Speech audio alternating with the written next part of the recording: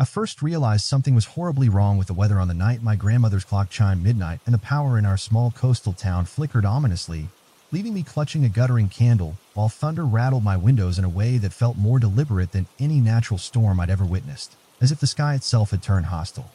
I had always found storms a bit comforting before, enjoying the patter of rain on the roof and the way lightning cut brilliant scars across a blackened sky. But this tempest felt too personal, too relentless, its thunder seeming to echo my own trembling heartbeat.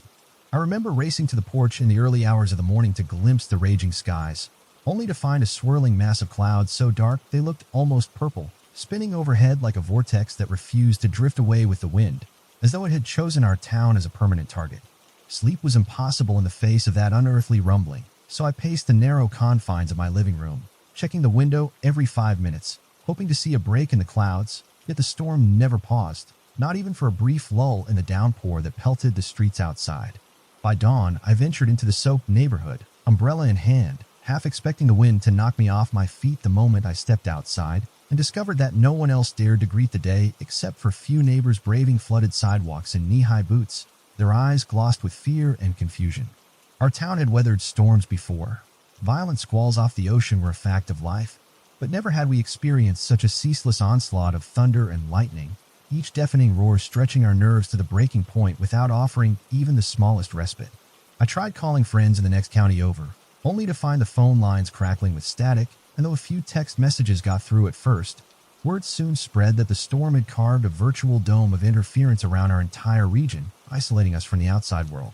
Some folks claimed it was a freak hurricane, or a bizarre stationary front caught in an unlucky pattern of atmospheric currents, but standing under the bruise-colored sky, I felt in my bones that something about this storm was alive, as though it inhaled our collective fear and spat out an endless barrage of torrential rain and roaring gusts in return. When night fell again and the power grid finally gave out for good, I huddled by candlelight in the company of my closest friend, Morgan, who lived a few houses down and refused to let me face this looming terror alone, even as the wind battered our shutters with a force that threatened to rip them away at any second.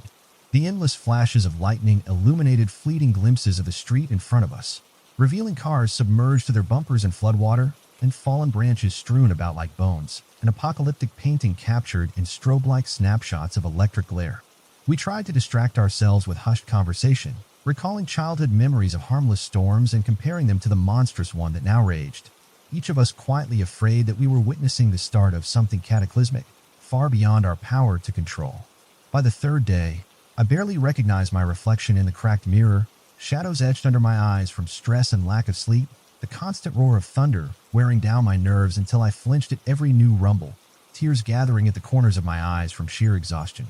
Still, the storm persisted, refusing to yield to any logic or meteorological precedent, and rumors spread that grocery stores were running out of bottled water and canned goods, while a local gas station had locked its doors to prevent looters from storming the shelves. My neighbor, old Mr. Harlan, stood ankle-deep in swirling rainwater on his porch one morning, calling out that he'd lived here 70 years and never seen anything like it, swearing on his mother's grave that the clouds had faces swirling within them, mocking us from overhead. Although I tried to laugh off such an absurd claim, a part of me couldn't shake the idea that those endless thunderheads might indeed be watching, and more than once, I swore I glimpsed shapes writhing in the lightning's afterglow, shapes that vanished the moment I blinked. Morgan and I made daily treks to the community center, where a makeshift relief station served watery coffee and stale crackers by the glow of battery-powered lanterns, but the bleak atmosphere among the gathered townsfolk only magnified the dread swirling in my chest, as no one seemed to have a viable explanation for how or why this storm wouldn't pass. A volunteer from the fire department mentioned that rescue teams try to fly over the region by helicopter, but the moment they neared our airspace, the instruments went haywire, forcing them to retreat, as though some electromagnetic anomaly shielded us from outside intervention. As the days stretched on into a suffocating routine of wet clothes and frantic candlelight dinners, I realized that people's morale was eroding faster than the roads, many succumbing to quiet despair or adopting thousand-yard stares, as if they were bracing for a final reckoning that no one could outrun. One night, while dozing fitfully in Morgan's living room, I shot awake at a deafening crash of thunder and felt compelled to step outside, drawn by an inexplicable urge to see the storm's heart, the epicenter of the swirling chaos that churned above us. Slipping on a raincoat, I crept into the yard, rain pummeling my hood so fiercely I could barely see. Yet through the sheets of water, I spied a figure standing in the middle of the flooded street, motionless, arms raised toward the sky.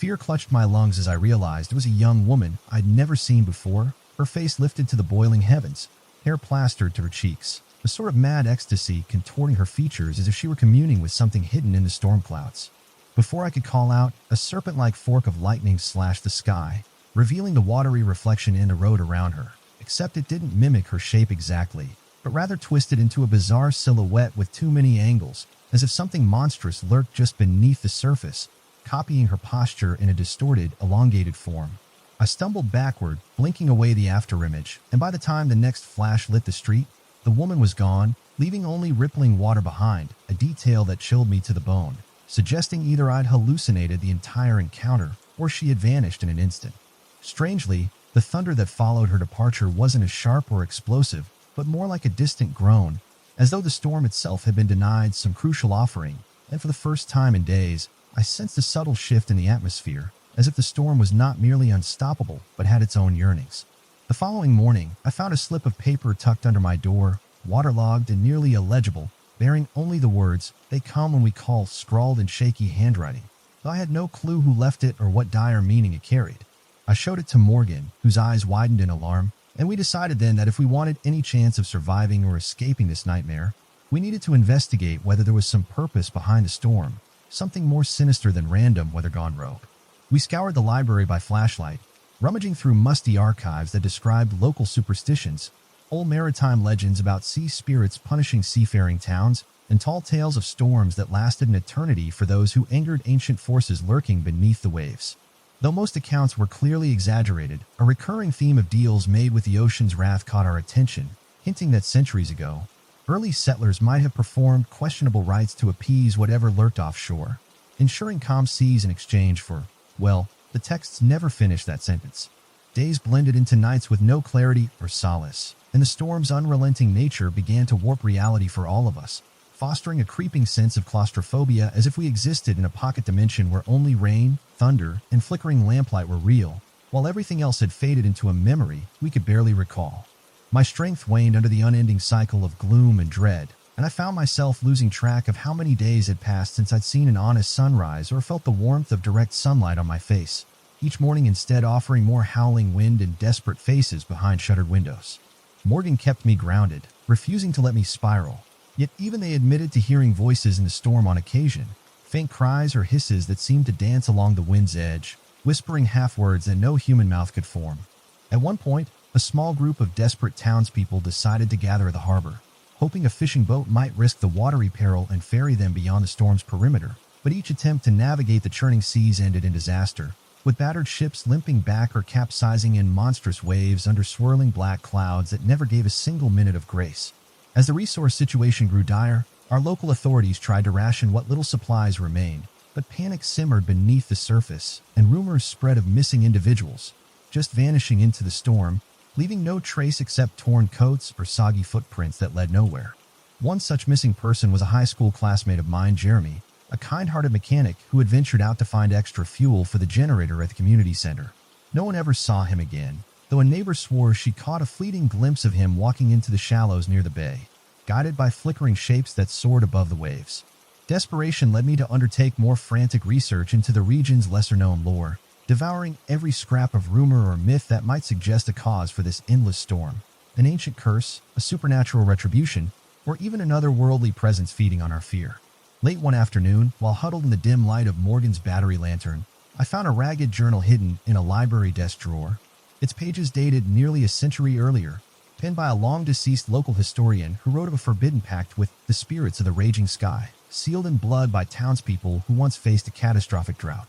According to those journal entries, the pact initially brought life-saving rains that replenished dried wells and fields, but the offering demanded was never fully paid, leaving a debt suspended in the cosmic ledger of storms, a debt that, if left unresolved, might one day manifest as an unending tempest. My blood ran cold as I read these lines, piecing together the possibility that this monstrous phenomenon might be the collected fury of ancient elements demanding payment for a centuries-old bargain left incomplete, and that if we couldn't find a way to appease or nullify the debt, our town would remain locked in this watery prison forever. Determined to see if there was truth in such a terrifying notion, Morgan and I scoured the journal for instructions, discovering half-faded notes on a final ritual that required the rightful heirs of those who first sealed the pact to offer contrition under a ritual circle at the cusp of the ocean's tide, reciting words that might break the cycle. But the journal ended abruptly, leaving the exact details obscure, as if the writer had either been silenced or lost the will to record the truth, forcing us to guess at how we might replicate this so-called contrition ceremony in our modern era. Fear hung over us like a shroud, yet we resolved that someone had to try. And with each passing day, the storm only grew more aggressive, the thunder deeper, the wind sharper, as if whatever lurked within the clouds was nearing the zenith of its anger, ready to unleash a final cataclysmic blow. Gritting our teeth, we prepared to attempt the ritual, though I was plagued by nightmares of monstrous silhouettes rising from the ocean's depths, wreathed in swirling storm clouds, eager to claim new victims as payment for a centuries-old broken oath. On the eve of our planned undertaking, the thunder rattled my entire house so violently that I thought the walls might crumble, and through the window, I glimpsed a swirling funnel cresting the far side of town, a waterspout or tornado. I couldn't be sure in the swirling darkness, yet it confirmed the storm had reached a level of fury we had never seen before. Grabbing whatever gear we could salvage, flashlights, old candles, scraps of cloth for a makeshift altar, Morgan and I set out for the shoreline under the screaming wind, hearts pounding with every step through ankle-deep floods and wind-bent street signs that threatened to whip free and skewer us like spears. When we finally reached the beach, a nightmarish panorama greeted us, waves towering higher than buildings, crashing with relentless fury, the horizon hidden by a thrashing wall of black clouds that spat lightning so frequently it seemed like a strobe effect from hell. Yet we pressed on, guided only by the final notes in the historian's journal, which said the place where land and sea met during the darkest hour might serve as a portal to the old pact, the threshold upon which we might beg forgiveness or find a way to quell the unstoppable wrath. My heart thundered louder than a gale as we set up our makeshift altar on a patch of exposed sand, lightning painting horrifying shapes on the water's surface, each flicker revealing the torn remains of a once calm coastline now ravaged by unstoppable waves. Just as we began reciting the half-remembered lines of contrition, a tremendous crack of thunder deafened us, and for a moment the wind died altogether, replaced by an otherworldly hush so profound it felt like the entire world had paused to hear our plea. Shaking with both cold and terror, I squeezed Morgan's hand as we completed the chant, my voice nearly lost in the roaring surf, each syllable an offering of desperate hope that whatever cosmic force demanded retribution might show mercy, or at least an end to the savage, unceasing storm. I had barely finished the last syllable of that trembling chant when the very air around us seemed to contract, pressing in on my eardrums and sending a bone-deep ache through my chest, as though the atmosphere itself was gasping for breath in response to our plea, and I clung to Morgan with a desperation I had never felt before, terrified that our bold attempt to placate this ancient wrath might only provoke it further. The lightning overhead flickered in rapid succession like a stuttering heartbeat, revealing the ocean's towering waves in strobe-like flashes, each crest a ghostly wall of foam that crashed against the ruined shore with a sound reminiscent of distant cannon fire, and for a moment, I thought I saw shapes moving in those frothing waters, long-limbed silhouettes that darted beneath the churning surface before vanishing from sight.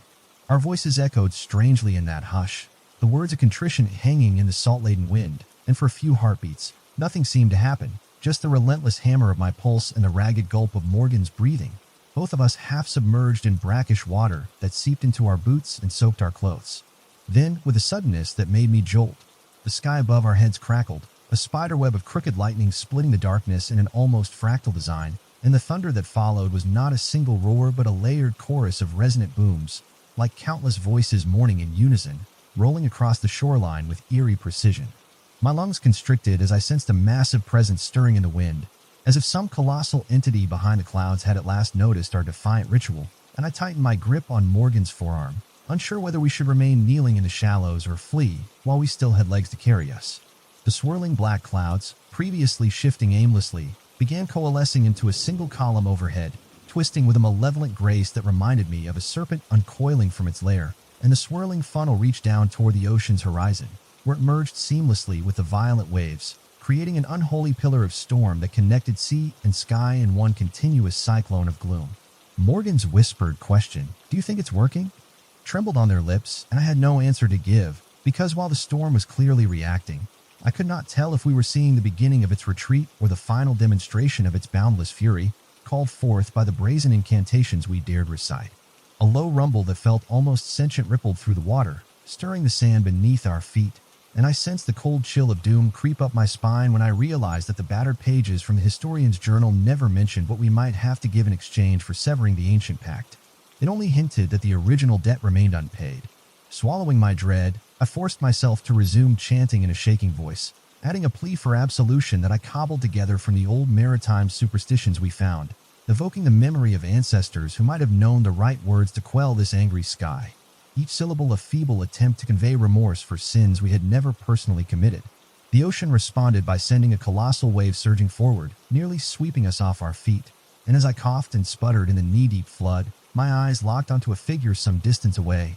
a lone man standing near a collapsed pier, arms outstretched as though he, too, performed a ceremony of his own, or perhaps beckoned the relentless waters to carry him away. Lightning illuminated his pale face, showing eyes rolled back in a trance, lips moving without sound, and just as another wave slammed against him, he vanished under its frothing crest, leaving me gaping in stunned horror, uncertain if he had been swallowed by the sea or simply spirited away. Morgan and I exchanged a look of shared panic, but we pressed on, finishing the final lines of contrition with all the conviction we could muster, even as the wind picked up once more, so violent that raindrops struck our skin like shards of glass, and the battered remains of the pier moaned in protest. For a fleeting instant, the funnel above us flickered, and an almost translucent shape appeared in its core. A spiraling phantom that swirled with the clouds, vaguely humanoid but easily the size of a skyscraper, its edges fraying into tendrils of mist that reached out across the storm-dark horizon.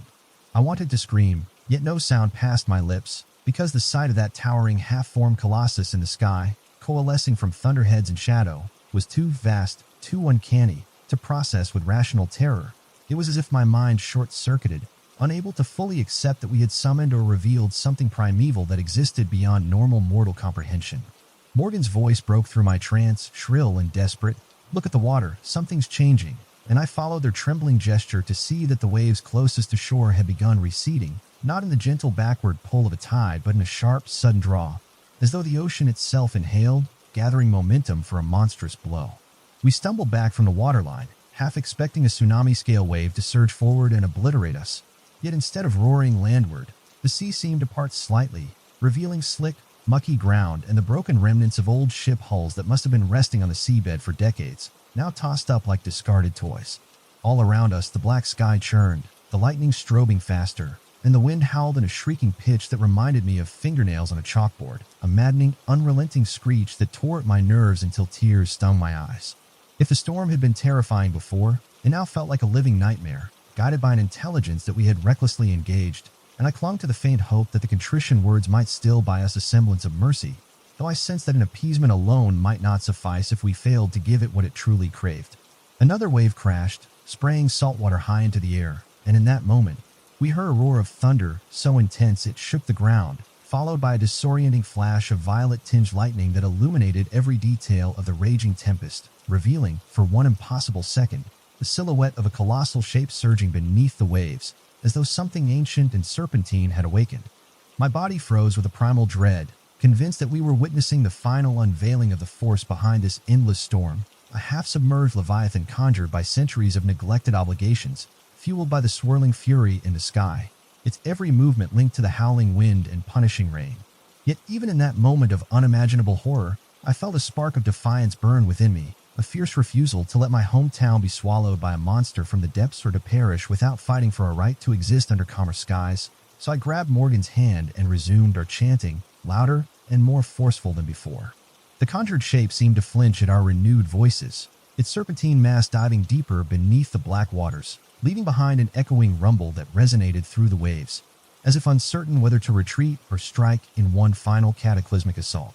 Our feet sank in the muddy sand, battered by wind and drenching rain, as the circular funnel overhead pulsed like a living heart, arcs of lightning branching outward in fractal patterns that etched afterimages onto our vision, each thunderous crash a challenge to our feeble mortal pleas. Morgan gasped in pain, a fallen piece of driftwood smacking against their leg, and I struggled to support them, adrenaline surging in my veins as we half-limped across the tide-lashed shore, seeking higher ground while maintaining a steady hum of the old words, the salt sting biting in our faces like 1,000 needles. At last, we reached a raised section of concrete near the remains of a boardwalk, and from that precarious vantage, we could see the entire beach spread out below, a chaotic battlefield of swirling sea foam and shattered planks, crowned by that swirling black funnel in the sky, coiling like a serpent's tail anchored in the clouds. Our chanting hit a fever pitch, and whether from exhaustion, mania, or genuine connection to some metaphysical bond, I felt a tug in my core, an almost tangible link to the storm, as though my voice and Morgan's had latched onto a hidden chord within the raging tempest,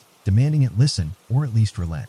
Thunder roared again, this time with a note of agonized hesitation, and the luminous funnel dimmed briefly, giving us hope that our contrition might be chipping away at the storm's single-minded fury, though a suspicious dread lingered in my heart, warning me that storms of this magnitude do not simply vanish in an instant. A wave of indescribable pressure crashed through the air, flattening our hair and clothing against us, and the funnel parted down the middle, revealing a swirling vortex of clouds within which a faint, shimmering luminescence glowed like a sickly heart, pulsing in time with the thunder's slow cadence, an unearthly organ fueling the storm's wrath. Morgan collapsed to their knees, trembling so violently I thought they might faint, yet they still mouthed the contrition chant, teeth chattering around every syllable, and I knelt beside them, my voice hoarse, screaming the words against the wind until my throat felt raw, my world reduced to the swirl of darkness and the single question of whether we could save ourselves. A staccato volley of lightning hammered the sea, each bolt striking so close that I could feel the static charge raising the hairs on my arms,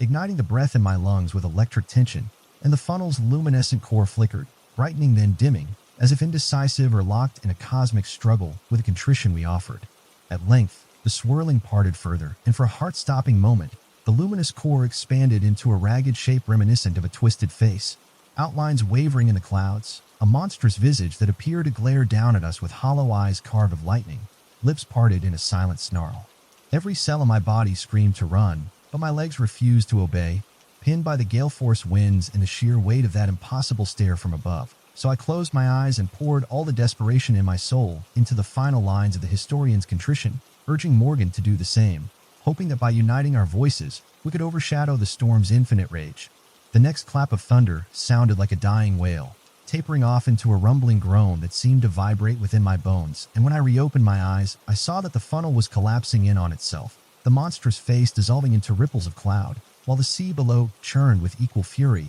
as though caught between a forced retreat and the desire for final destruction. With caution, I held my breath and watched the swirling mass overhead begin to disperse, the black clouds still thick but no longer forming that singular column that had threatened to swallow the coastline. And in that lull, I realized the wind, though still strong, had lost its punishing edge, giving me enough time to help Morgan stand. We hobbled back toward the higher dunes, staring in awe as the ocean gradually resettled from its manic boiling to mere violent waves, lightning still streaking the sky but far less frequently, each bolt weaker than the last, almost as if the storm was running out of breath, or perhaps recognizing that we had touched the ancient debt with earnest regret.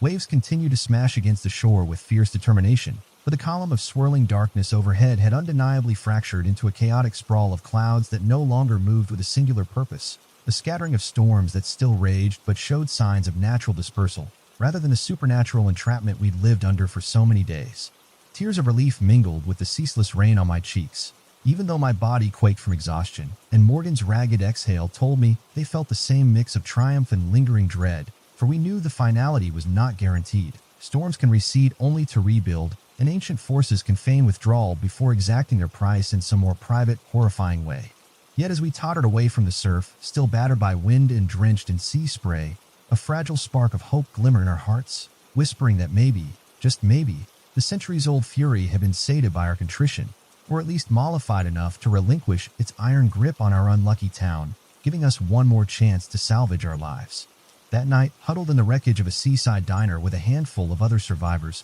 we noticed small signs of improvement. The thunder rolling in intervals further apart, the lightning less blinding, and the wind dropping from a scream to a guttural howl as if the endless storm was slowly unraveling from the inside out. None of us dared declare victory, for we'd seen too many illusions of false hope, but the flicker of optimism that spread among those gathered in the dim candlelight was undeniable, forging quiet embraces and shaken smiles that signaled we might endure after all. By morning, the rainfall, though still relentless, had softened enough to allow us to stumble through the flooded streets, helping neighbors trapped in attic rooms or clearing debris from doorways, each act of communal effort granting a fleeting warmth against the persistent chill of the watery ruin around us. From the battered community center, I saw Morgan gazing up at the sky, where the black clouds retained their monstrous bulk but no longer formed that singular swirling menace, and we exchanged a look of weary relief, silently acknowledging that while the storm was not yet gone, its stranglehold on our hopes had finally weakened. A battered radio in the shelter crackled to life,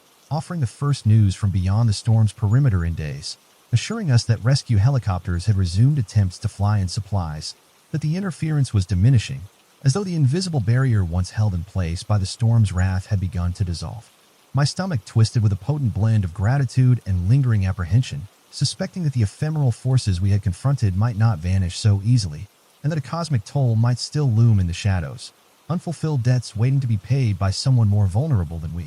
Yet in that fragile dawn of near silence, with only a faint drizzle as background music, I let myself hope that the worst had passed, that our contrition had reached whatever ancient power governed the raging skies, opening the possibility for our battered town to rebuild. Even as I felt Morgan slip a reassuring hand into mine, I couldn't escape a shiver of uncertainty, because in the corner of my vision, the horizon remained dark, a vestige of swirling cloud that might yet harbor the essence of the endless storm, reminding me that some forces never truly vanish, they only rest until the next tragedy awakens them from their slumber. I realized that the aftermath of the storm was only the beginning, because even though the rain had mellowed and the thunder rolled at a distance, a subtle tension still rippled through our flooded streets, as if the battered town had emerged from a nightmare but not quite escaped its clutches. My first task, once the water began draining from the roads, was to help Morgan and the other volunteers clear debris that had piled against storefronts and windows, each piece of wreckage soaked and reeking of sea rot, reminding me of how close we'd come to total devastation. Our relief at seeing cracks of pale sunlight filter through ragged clouds was tempered by the knowledge that entire blocks had been destroyed, families displaced, and the ocean's fury had left behind a rancid slick of seaweed and shattered wood on every corner. Though we tried to greet each other with wan smiles, the conversation in the makeshift relief center buzzed with an undercurrent of dread, haunted by the persistent question of whether the ancient forces behind the endless storm had truly withdrawn or were merely gathering strength for another assault. At dusk, a handful of us decided to hold a small vigil on the beach, lighting candles in glass jars to commemorate those who had vanished during the tempest, our voices hushed as we recounted the final moments of the horrifying funnel that once bridged sky and sea. Standing on the wet sand, I couldn't help but stare at the horizon, where the lingering clouds still carried a bruise-colored tint, flickering with occasional heat lightning that felt almost like a lazy afterthought compared to cataclysmic displays of days before. The air smelled stale and briny, as though the entire coastline remained steeped in the sour breath of the storm, and I kept thinking I saw shifting shapes beneath the gentle waves, as if the leviathan we glimpsed might still be prowling somewhere in the deep. Morgan noticed my unease and squeezed my arm, silently assuring me that we had done what was necessary, that the contrition had worked, that the tide of ancient anger had subsided, though the unnatural hush made our victory ring hollow in my ears. I slept uneasily that night, jolting awake multiple times with the sensation that thunder was about to crash overhead, though it never did, leaving me gulping for air in the oppressive darkness of my half-ruined bedroom. Morning revealed a timid sun struggling to peek through thinning cloud cover, its rays watery and cold, but at least it offered some promise that normal weather patterns might soon resume, even if the memory of swirling black funnels would forever stain our minds. Yet the mood in town remained cautious, for although the unstoppable gale had abated, we still heard intermittent claps of distant thunder, fleeting reminders that the storm's heart might not have vacated the region entirely. Some of the survivors insisted on forging contact with the outside world, rigging up portable radios and makeshift antennas to hail rescue teams, and gradually, signals crackled through the static, announcing that helicopters and supply planes were circling the perimeter of our once isolated bubble of chaos, ready to bring food and medical assistance. I found my relief intertwined with a strange reluctance, feeling as though we had endured a trial by cosmic wrath that no one else could fully understand, and part of me wondered if the arrival of outside help would break the delicate equilibrium we'd established through our contrition. In hushed conversations, I caught mentions of how some folks swore they could still hear voices in the wind late at night, especially near the harbor, where the piers lay in shattered ruins and battered boats rocked eerily in the gentle current. Morgan tried to dismiss such rumors as leftover trauma, yet I saw the flicker in their eyes that suggested they too felt a presence lingering at the edge of perception, perhaps a resonance of the pact we disrupted or an echo of the monstrous shapes we had glimpsed in lightning flashes. Determined to lay our fears to rest, we gathered a small group, myself, Morgan, a local pastor named Deacon, and a high school teacher with a penchant for local folklore, and ventured out one last time to the beach at dusk, intending to perform a quiet ceremony of thanksgiving, sealing the contrition with a vow to respect whatever ancient contract our ancestors had once agreed upon. The sea greeted us with mild waves lapping at the shore, a sight that felt almost foreign after days of violent surges. And the overhead sky carried only a smear of purple cloud far to the west, crackling occasionally with sheet lightning that never advanced. We lit a pair of lanterns, placed them on the sand alongside a battered seashell we'd salvaged from the wreckage, and recited a simple prayer for peace, echoing the core lines of the old contrition chant, hoping to convey gratitude rather than desperation this time. A gentle breeze tousled my hair, carrying a faint whisper of brine and distant thunder, and in that moment, I felt the distinct sensation of being watched, not with malice but with a sort of ancient curiosity, like some deep intelligence still lurked beyond the horizon, gauging whether our hearts remained humble. Deacon, who often scoffed at superstition, appeared strangely solemn, bowing his head as if convinced that higher powers, both celestial and oceanic, had indeed played a hand in our survival, or at least permitted us a chance to rebuild. When we finished our makeshift vigil, the waves momentarily receded with a hush, and I thought I discerned a faint glow beneath the surface, as if phosphorescent algae shimmered in recognition of our offering, only to vanish in the next ripple. Walking away from that beach, I felt a burden lift off my shoulders, not entirely gone but mitigated by the awareness that the storm's apex, its relentless eye, had abetted enough to grant us the quiet needed to heal, even if the scars etched on our community would remain for generations. Over the following days, rescue efforts ramped up, caravans of volunteers trudging into town with fresh supplies and new hope, while local officials set about cataloging the damage, clearing roads, and establishing shelters for those whose homes were beyond repair. It was eerie how quickly the outside world seemed to treat our ordeal like a mere natural disaster, a freak stationary storm, but we who had heard the voices on the wind and glimpsed colossal shapes in the lightning knew the explanation ran far deeper than meteorology. Morgan and I did our best to share a carefully sanitized version of events with the relief workers, hinting at a bizarre atmospheric anomaly without delving into the old pact or the final contrition ceremony, suspecting that most outsiders would dismiss our talk of cosmic debts and swirling leviathans as hysteria. Yet whenever the sky darkened in the late afternoon, we still tensed, our muscles taut from the memory of deafening thunder and swirling funnels, hearts pounding until we confirmed it was merely a passing shower or a harmless rumble that dissipated quickly. Sometimes I'd dream of the swirling black column overhead, replaying that moment when we glimpsed the luminous core in the clouds, but instead of shuddering in dread, I felt a sobering acceptance settle over me, a realization that I'd faced an unknowable power and managed to survive by acknowledging its ancient claim. My neighbors, once aloof or disinterested, now form a close-knit circle of camaraderie, bonded by shared trauma, swapping stories of how they rode out the worst nights and the strange sights they witnessed, from dancing apparitions in the rain to impossible orbs of light hovering by shattered rooftops. One morning, old Mr. Harlan approached me with watery eyes, confessing that he had seen a faint outline of a woman gliding across his flooded yard during the height of the storm, her arms stretched overhead as if communing with the raging skies, and he recognized her as his great-grandmother, long dead, whose diaries once mentioned forging a rain boon for the town's survival. Though he trembled recalling the apparition, he claimed it comforted him to think that maybe his ancestors had guided us through this crisis, ensuring the contrition rites were rediscovered and performed in time to break the cycle, though neither of us entirely believed the threat was gone. For a while, the ocean remained restless, as if a memory of that colossal undercurrent still lapped at our shores, but eventually calmer tides prevailed, and I once again spotted fishermen tentatively casting their lines off makeshift docks, their eyes scanning the water for any sign of unearthly shadows beneath the waves. Rebuilding became a collective mantra, each repaired window or reopened store a testament to our grit, though in the hush of early morning, we often caught stray mentions of new mysteries, like footprints discovered in puddles on deserted streets, the prints too large or oddly shaped to be human, vanishing abruptly at the water's edge. I tried to stay focused on practical matters, assisting with soup kitchens and rummaging through salvage supplies, but my mind drifted repeatedly to the swirling vortex of that final night, the monstrous silhouette in the lightning, the sense of cosmic awe that had enveloped me, and the quiet relief that our contrition had, for now, spared us from unending doom. On a rare clear afternoon, Morgan and I ventured to the old library, picking through the battered aisles where soggy books littered the floor, hoping to preserve what knowledge we could, and we found the historian's journal tucked away in a safe spot, miraculously spared from ruin, though the final pages had begun to fade. We couldn't decide whether to lock the journal away to prevent future meddling or keep it accessible as a cautionary tale, eventually agreeing that knowledge was best retained, if only to remind future generations that the line between superstition and reality can be perilously thin.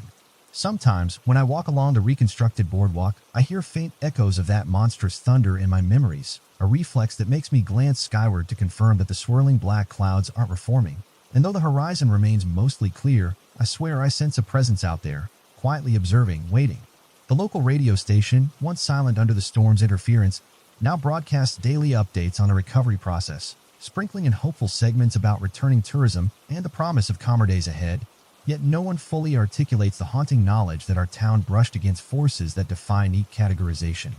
My nights still bring uneasy dreams, a rolling darkness creeping from the sea, flickering with otherworldly lightning, beckoning me to dance beneath the howling wind like that strange woman I saw vanish in the flood, reminding me that even contrition might not last forever if the debt proves too deep to repay. I find solace in Morgan's company, the two of us forging a bond over this shared brush with the uncanny. And though neither of us can forget the horror we experienced on the storm-lashed shore, we sometimes find small moments of levity, exchanging wry jokes about forging a weather-based religion or marketing the town as the city that cheated the sky. Yet when new sightings of fleeting shapes at the water's edge surface, a silhouette glimpsed at twilight by a fisherman, or an echoing cry that reverberates during random squalls, we share a silent look, our hearts clenching at the possibility that the endless storm's spirit lingers in the margins of reality, not quite gone, only sleeping.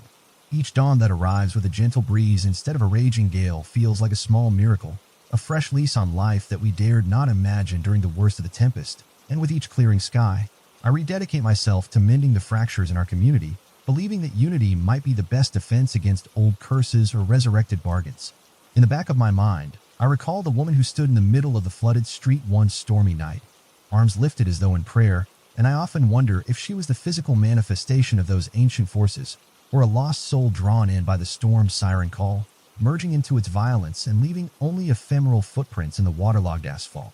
I've tried to piece together an explanation for all the vanishings, from Jeremy the mechanic to that unknown figure near the pier, but no tidy conclusion emerges, only whispered suspicions that certain people felt an irresistible pull to become part of the storm itself, either appeasing or fueling its hunger. Despite the persistent unease that lingers, I've begun to appreciate each calm morning in a way I never did before, marveling at the everyday marvels of dry pavement, a workable electrical grid, and the unremarkable hum of ordinary life, which stand in stark contrast to the primal chaos that once claimed our town.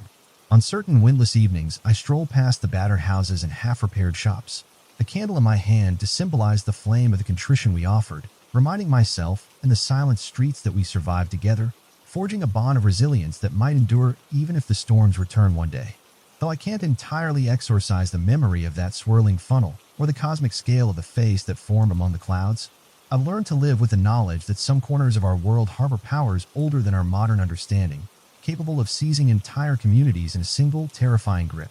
When tourists occasionally drift through, curious about our bizarre weather anomaly, I'm careful how I phrase my stories, alluding to a monstrous storm that once refused to leave, but omitting details of chanting on the beach, luminous shapes in the vortex, and the savage hush of sentient thunder, reserving those confessions for Morgan's ears alone. Even the thickest textbook or meteorological study can't capture the raw presence we felt in the howling wind, nor the strange sense of cosmic contract that ended only when we bowed our heads and offered a communal apology for sins that may have preceded us by centuries. Sometimes, in half-jesting moments, Morgan and I talk about writing our own account of the endless storm, documenting it not just as a harrowing freak of nature, but as a cautionary tale of inherited pacts and the interplay between human folly and ancient forces, though we never quite gather the nerve to start typing. At least once a week, I hike up the small bluff overlooking the ocean, scanning the horizon for any hint of swirling black clouds that might herald a sequel to our ordeal, my pulse quickening whenever a faint thunder rolls in the distance, no matter how ordinary it may sound. Yet the days continue passing, the rainfall remains manageable, and though the lightning sometimes illuminates faint illusions in the sky, shapes I can't quite pinpoint, I cling to the hope that the storm's worst is past, that we've earned our reprieve through contrition and collective courage. Deep in my heart, a small part of me remains convinced that the ocean harbors secrets beyond mortal ken, perhaps an entire pantheon of storms slumbering in the depths, and that should we ever neglect our humility, the vicious cycle might start anew, heralding the return of an endless tempest. But for now, I accept each calm sunrise as a gift, grateful that the horizon stands mostly free of swirling menaces, that the thunderclaps seldom rattle windows, and that I can walk the streets without wading through neck-high water or cowering from the wrath overhead. The storm's memory lingers in every puddle I see, every old plank of driftwood washed ashore, every local's eyes that still carry a haunted look, but it also underpins the unspoken camaraderie we share, a bond forged in the fiercest crucible of nature, or perhaps something older than nature itself. If I listen closely in the quiet of the night, I sometimes hear a faint rumble that might just be distant atmospheric disturbance, or it could be a reminder that the ancient forces we encountered never truly left, only receded into the shadows, content that our town offered the contrition it once reneged. Either way, the new normalcy in our daily routines, the simple act of restoring power lines, restocking store shelves, and sitting on porches without fear, feels almost surreal, a testament that even the darkest storms can relent if confronted with unity and an earnest plea for absolution. I've come to realize that while the endless storm may not hold us captive anymore, it altered something inside each survivor, leaving behind a visceral respect for the unknown powers that shape our world, and a reminder that behind every blue sky lurks the potential for thunderous wrath. Despite the lingering uncertainties, I managed to sleep more soundly these days, comforted by the knowledge that Morgan and I stood at the threshold of cosmic fury, recited the words of contrition, and walked away with our lives, even if the cost is a perpetual vigilance that no forecast can alleviate. Now and then, I meet strangers who ask about the big storm in hushed voices, as if referencing a mere legend, and I wonder if one day the memory of those swirling black clouds and lightning-laced funnels will fade into the realm of folklore, leaving only fragments of half-truth behind. Yet I still carry the historian's journal, carefully wrapped in plastic to protect its brittle pages, hoping that if a future generation senses the storm's approach again, they might learn from our mistakes and replicate our contrition before it's too late, ensuring that our quiet victory here stands as more than a fluke of chance. In the final analysis, our survival resonates like a testament to fragile hope, that even when battered by an unrelenting tempest with seemingly inexhaustible power, humanity can find a way to stand, not by brute force but by humble acknowledgement of ancient debts and a willingness to unify in the face of the unfathomable. Thus ends the tale of the endless storm that nearly consumed our coastal town, though I suspect its echoes linger in the thunder that occasionally grumbles across the bay, reminding me that this world's oldest bargains never vanish, only fade into the distant horizon, awaiting the hour when they might be called due again.